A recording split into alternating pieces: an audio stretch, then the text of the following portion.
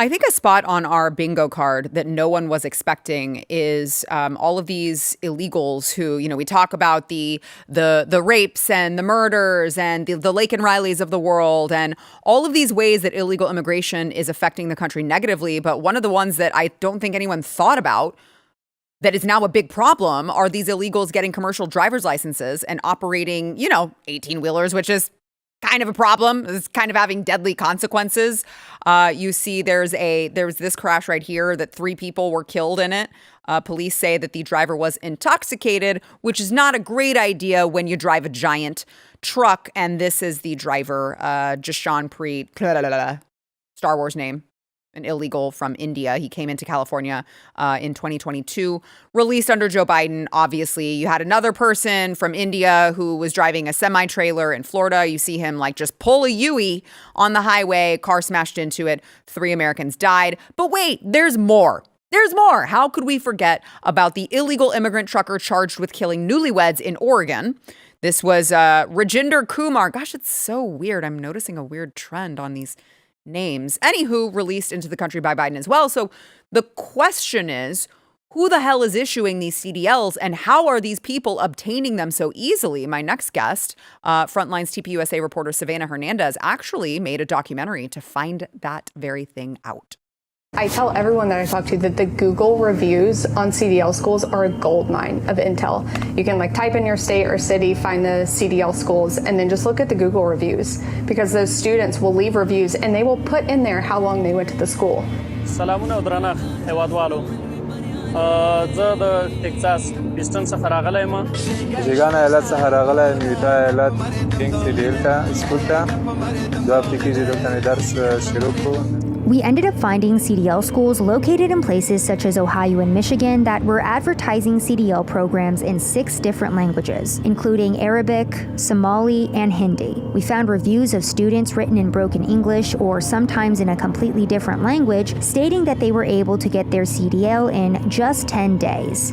Videos of recent graduates were also posted advertising their new CDL certificates, oftentimes in different languages, and one school in Ohio was even offering free housing to people on TikTok, writing, "Ohio brother, we have house for stay for free." Now, what we found was definitely concerning. When you take an individual who's not American and they come here and they find out that they're paid by the mile, if you're paid by the mile, you want to get as many miles as possible, as fast as you possibly can. And so the idea of safety or anything kind of goes out the window. So it's totally changed how drivers have been paid. The Americanized or the Canadianized immigrants who got here are turning around, realizing that they can make more money by going back to their home country, recruiting people who $400 a week might be a lot of money for them. They're turning around, recruiting them to bring them over here and then have them work to the bone. Welcome to the show, Savannah Hernandez, the beautiful, the one and only. And I can add to your title. You are Frontline's TPUSA reporter and apparently documentary filmmaker. Thank you, Sarah. Yes, I have worked the most extensively on this project than I ever have on another project in my life, because I really thought I was just going to ask the question, how are illegals getting CDLs, and get a simple answer? But what I uncovered was a web of fraud so vast that we are talking the Federal Motor Carrier Safety Administration relaxing regulations so that these migrants could open CDL schools more easily. We're talking PPP loan fraud. We are talking every single aspect of trucking being completely overrun by illegal immigrants or sometimes legal immigrants who are importing people in to undercut the American trucker and the American trucking business, creating the unsafe environments that we have today. Yeah, this feels like me right now. It feels like me with the H-1B stuff where I'm like, you just keep peeling back a layer and you find more and more and more fraud and more just corrupt dealings. And once you see it, you can't unsee it. So I completely understand where you're coming from on that and how it can take up so much of your time. So tell me, what was the most egregious fraud that you guys uncovered in this documentary? Sure. So I would honestly say just what's been happening in the entire trucking industry for the last 10 years. And I'll, of course, encourage people to watch the doc, but let me go ahead and give a quick summary. Basically, back in 2022, the FMCSA went ahead and allowed CDL schools to start self-certifying, meaning that there was really no government oversight and anybody could open a CDL school and be like, yeah, we're legitimate. Amazing. And then the FMCSA, and again, this is all under the Biden administration, they then decided, hey, by the way, we're also going to allow you guys to do third-party testing. So instead of going to the DMV to take your CDL test, we're going to give you a certificate at the school. You're going to take it to the DMV, and then you get your CDL license that way. Now, these CDL schools, before all of these regulations were relaxed, we had about 2,100 CDL schools, Sarah, nationwide.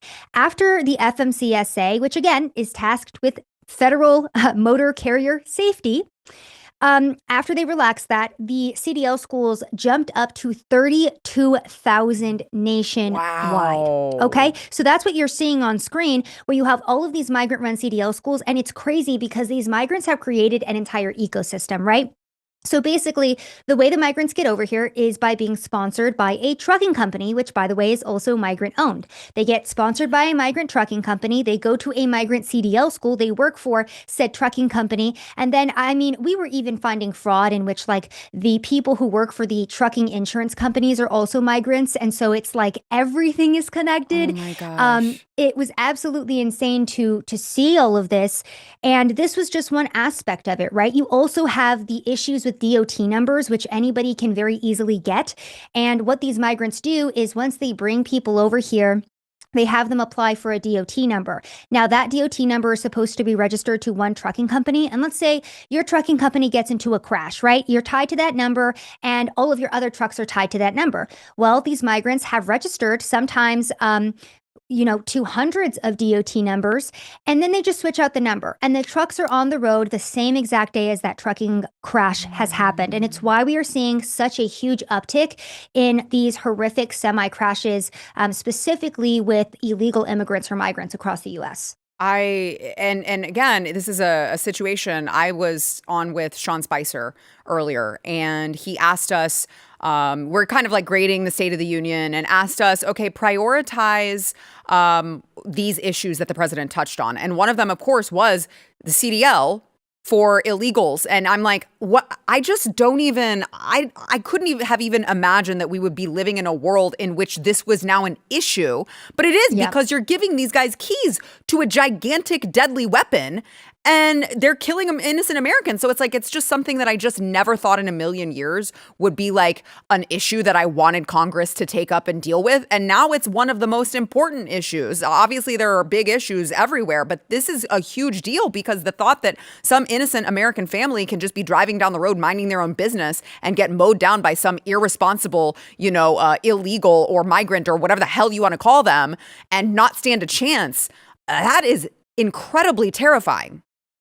And Sarah, the reason why I was interested in this is because I live here in Austin, and on the I-35 last year, we had he was either Eritrean or Ethiopian migrant. This man slammed into completely stopped traffic. He caused an 18-car pileup. He killed a 4-year-old and a 1-year-old. And that's why I initially got interested in this, because I was like, how the hell did this happen? And it's funny because the police, this guy was driving so badly, the police initially thought that he was under the influence of drugs or alcohol. His toxicology report came back and it was all clean. The guy that you actually were just talking about at the beginning of your segment here, where, people initially reported that guy was on drugs as well. He wasn't. His toxicology report came back clean. They're just that bad at driving that you can be completely stopped. And they're like, yeah, I think I pressed on the gas right now. And we're now living through a period in which, you have headlines like Congress no longer allowing illegal immigrants to drive 80,000-pound deadly semi-trucks while not being able to read road signs. And you're like, I'm sorry, what?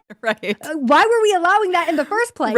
Right. Yeah, that was a thing that we were allowing. I mean, just in the headline that you read, I could definitely guarantee you that should not have happened. And somehow it's happening. So this A1 CDL training school apparently has taken down their entire TikTok page since your reporting they had this. I know, the one that I you guess showed. They went bye-bye after They- Savannah Hernandez hit them.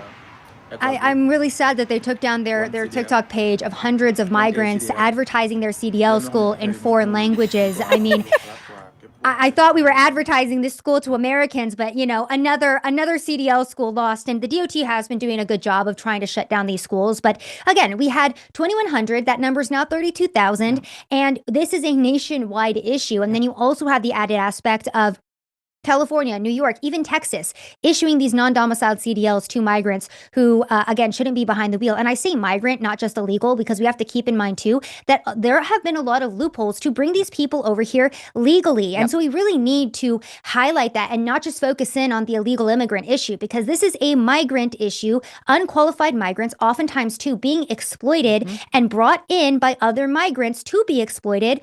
This was a story just out of San Antonio, Sarah. You had two Hispanic men who were American citizens. They brought in immigrants from Mexico and they exploited them. And they said, we are going to turn you into ICE if you don't keep working for us. And so not only is this the, exploitation of migrants, which oftentimes they make them keep driving way past the hours that are legal. And then a lot of these guys are falling asleep at the wheel, causing crashes. But then at the same time, when it comes to American truckers and American businesses, they can't compete with the migrants who are working for a quarter of what they, are offering their services for to have safe trucking on the road. Yeah, no, you are speaking my language. Like I said, this is the entire H-1B problem as well, is that we are farming this out to completely unqualified, IT professionals or whatever the hell the job is. And it turns out that there's a bunch of fraud that's happening. So they're not even qualified for the position that they hold. And then they're bringing more people over here. And we're ending up with a bunch of foreign workers that are really shitty and inexperienced and are causing problems.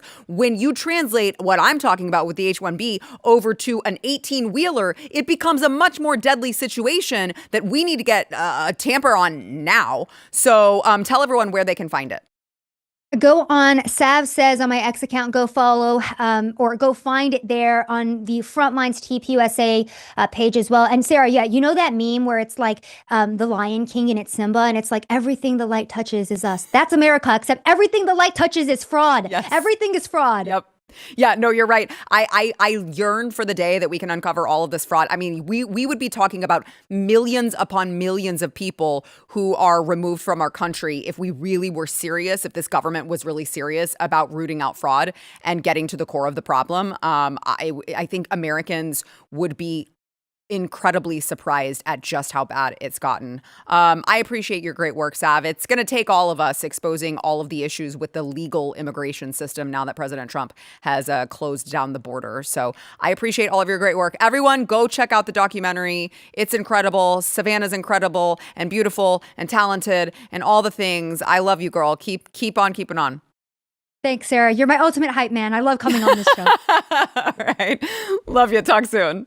See ya. Thanks, girl. If you like this clip and you want to see the full episode, click here. And if you want to subscribe to the channel, come on, you know you do. Click here.